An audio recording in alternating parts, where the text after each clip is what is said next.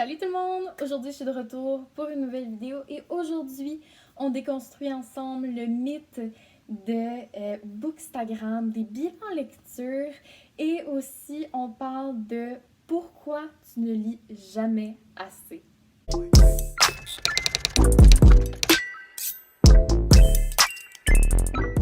Comme vous le savez probablement déjà, Bookstagram, BookTok et BookTube, ce sont des communautés qui regorgent de livres différents, qui nous donnent envie d'en lire 3 millions par jour. Et on dirait que notre pile à lire grossit plus qu'elle ne rapetisse. Et ça, c'est un phénomène très normal pour tout le monde.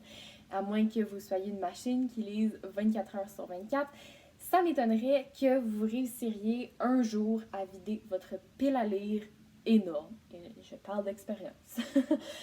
Donc, il y a un phénomène qui revient souvent sur BookTube, Bookstagram, tout ça. Et ce sont les bilans lecture. Et là, vous avez probablement vu mon post de C'est lundi que lisez-vous que j'ai fait hier si vous me suivez sur Instagram. Et vous avez probablement remarqué que mon chiffre, le nombre de pages que j'ai lu la semaine dernière n'est pas astronomique, ni phénoménal, ni impressionnant. Ce sont tous des synonymes. Mais j'ai lu 456 pages. Et là, moi aussi, j'ai eu la même réaction de vous. J'ai fait 456 pages? Rose, qu'est-ce qui se passe? T'as lu tellement plus d'habitude. Et là, c'est là où est-ce que je me suis trompée et vous vous trompez probablement aussi quand vous avez la même réaction devant vos propres statistiques de lecture. Et là, il y a beaucoup de facteurs qui entrent en compte dans votre niveau d'efficacité pour la lecture. Par exemple, si on prend mon C'est lundi que lisez-vous. Moi, à chaque fois que je comptabilise le nombre de pages que j'ai lues, je pars du lundi au dimanche de la semaine qui vient juste de passer. Et là, deuxième étape, je compte le nombre de pages des livres que j'ai lus au complet. Donc, que ce soit une BD, un album, un roman de 1250 pages, peu importe, je vais compter le nombre de pages que ce livre-là a et que j'ai complété. Et c'est là que la twist vient jouer dans les statistiques. Ce sont les livres qui ont été complétés. Et moi, gros problème, je lis beaucoup de livres en parallèle. Donc, par exemple, je vais avoir un livre que je lis quand je suis à l'école, un livre que je lis quand je suis à la maison et un autre livre finalement que je vais lire en parallèle parce que j'ai reçu une réservation de la bibliothèque. Plein de choses comme ça qui m'arrivent, ce qui font que j'ai souvent plusieurs livres en cours sous la main. Et ça vient vraiment fortement jouer. Parce que si on prend par exemple les livres que j'ai lus dans la dernière semaine, on a en premier Corps refuge de Rupicard, Journal d'un enfant de lune de Chamblin et Malin, La théorie du dracontour de Valérie Chevalier, 146 pages de Werewolves in Siberia d'Alexandre Trem, qui, je tiens à le préciser, est quand même assez dense comme texte. 110 pages de 999 de Heather Dune Macadam, qui est quand même pas mal, lui aussi, assez condensé. Sans compter au moins 2-3 livres sur ma liseuse. Donc comme vous avez vu, j'ai lu nettement plus que 456 pages dans la dernière semaine. Mais j'ai juste compté les livres que j'avais complétés. Et j'avais seulement complété 456 pages. Mais comme vous avez vu, Werewolves in Siberia et 999 sont deux livres extrêmement épais et extrêmement condensés. Et c'est là que j'apporte mon troisième point. Le format du livre importe. Donc, par exemple, moi, si je lis La vérité sur l'affaire Harry Kébert, on s'entend, il y a beaucoup de pages là-dedans. C'est 856 pages, mais c'est version de poche. Tandis qu'il y a quelqu'un qui va lire, par exemple, 999, Werewolves in Siberia, ou même un Dan Brown, qui est quand même assez costaud. Ces livres-là, il va avoir moins de pages que mon livre de poche.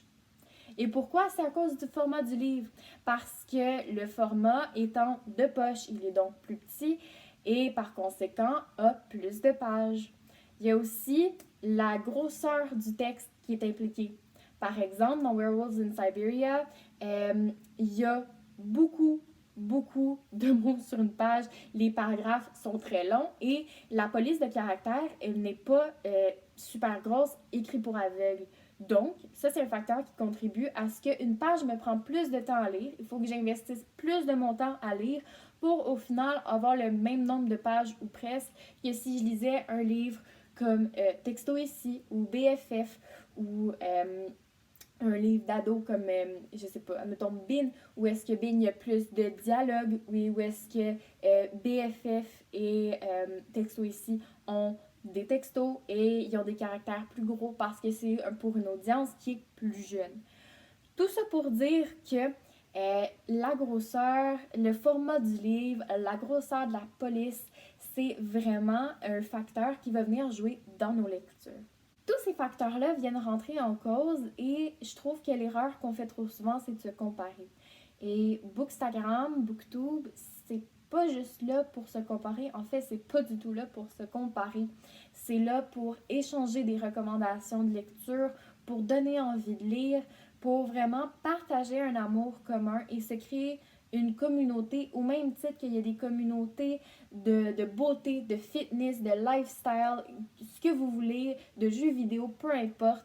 On est vraiment une communauté qui doit se serrer les coudes et prendre les avantages que ça nous amène, les recommandations, les leçons de vie qu'on a de tout ça, de vraiment mettre ça en commun pour qu'on devienne meilleurs ensemble. Il ne faut pas se comparer parce que, comme vous avez vu, il y a plein de facteurs qui entrent en compte et c'est vraiment pas tout le monde qui a le même temps de lecture. Les types de modes de vie, la grosseur de caractère, l'espacement, le format des livres, tout ça, ça vient rentrer en compte dans votre bilan.